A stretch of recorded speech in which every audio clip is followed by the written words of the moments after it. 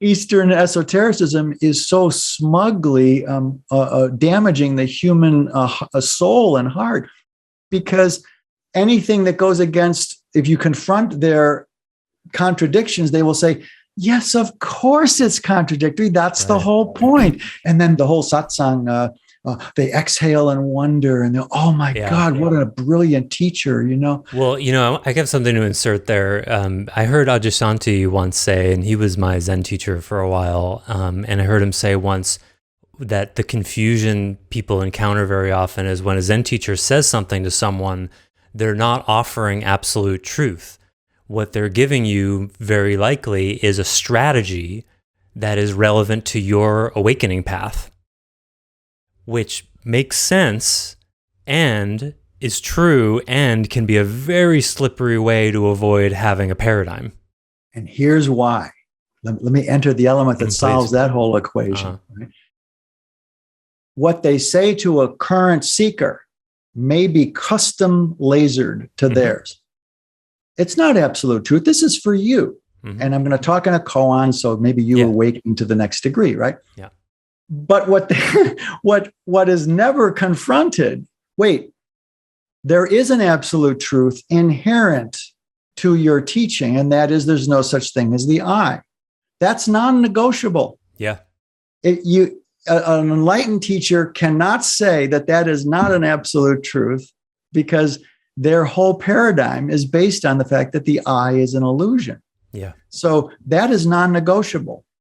And that non-negotiability is the problem behind the innocent koanic offering, you see. Oh, right. Because if there's no I over here saying this to you, and there's no I over there actually listening to it.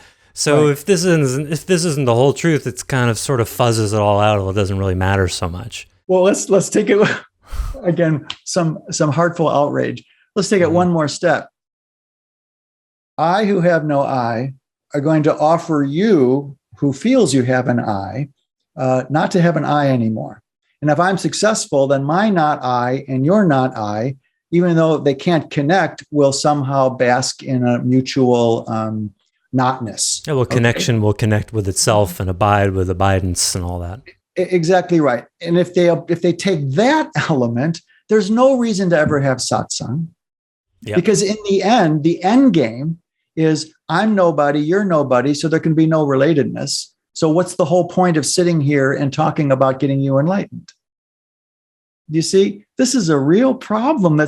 I've tried to bring this to a couple enlightened people, and they just change the subject fast, Well, I did hear that Ajasanti said something like, I heard him say once that like one of the original traditions, maybe around the time of the Buddha or maybe after, was that there would be a coming together for 2 or 3 months of the year, and everybody's practice would be was assumed to be solo the rest of the year.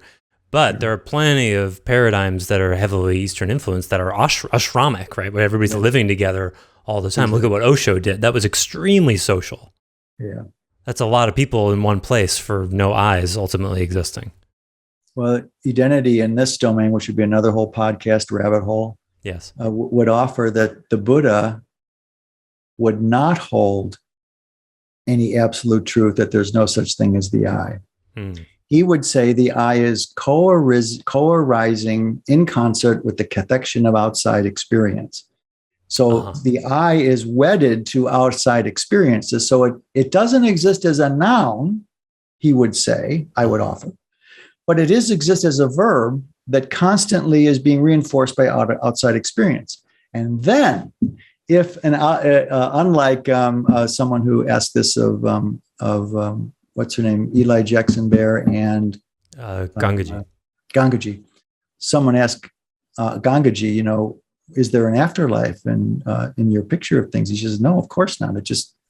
It's all black at death, because there's no I. It's all created by the body mind. If you ask Buddha, when the Buddha was asked for, is there an afterlife? He would say, we can't know till after we die. So anything I would offer here would be a theory. So why don't you just wait till we see we die? Yeah. He would never say, There's an absolute truth of anything because everything is impermanently in flux 100% of the time. It's just direct experience or nothing. Yeah. Exactly. He didn't take secondary positions about his paradigm. He was too busy living it. It wasn't until Buddhism moved to Chan and into China and Japan that the reason there's no I became a position. Right, because it can't be an ism unless you have positions. Right. Right. You can't build an ism out of what are you directly experiencing right now.